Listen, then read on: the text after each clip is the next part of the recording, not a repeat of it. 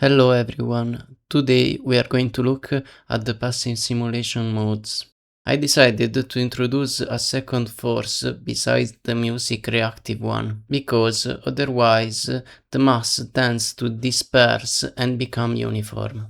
For a more complex behavior, it is better to have a wider dynamic range, and the passive simulation helps with that. It pushes the mass independently of the frequency spectrum. The main passive simulation mode, and the one active from the start of the program, is the Lenia mode. It is a normal flow Lenia, like the reactive simulation, but with a different kernel and a grow function independent from the music. It is a Gaussian curve where you can customize the width and the position. There are two sliders to regulate the strength of the passive simulation, Mpower and AlphaPow. Check tutorial 4 to better understand what they do. They control the power of the passive simulation force. In the bottom right corner, you find the icons that open the other modes: the noise mode, the image mode, and the triangle to interpolate between them.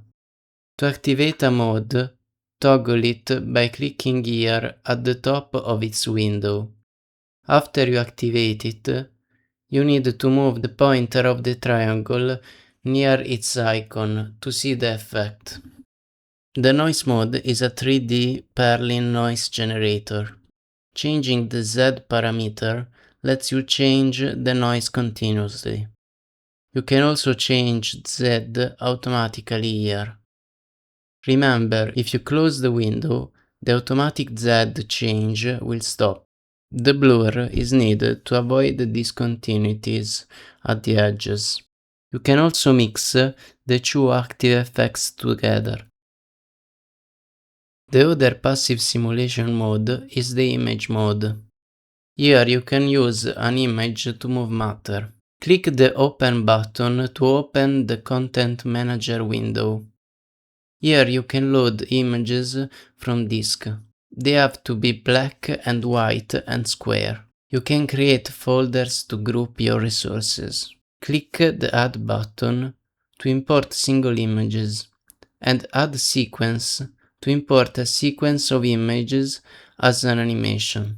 Everything you import here will be loaded every time the program starts. Double-click a resource to select it. In the image mode window, it will be displayed at the bottom, and you can move between the resources of the same folder using the arrows. Let's go to the preset view to see the effect better. Remember to update the weights in the triangle. Clicking this toggle, we can see the effect of the passive simulation on our simulation world. Let's scale our image to cover the simulation world. All the sliders in the image mode window are customizable like the main ones by pressing the right mouse button. You can use the image to generate matter.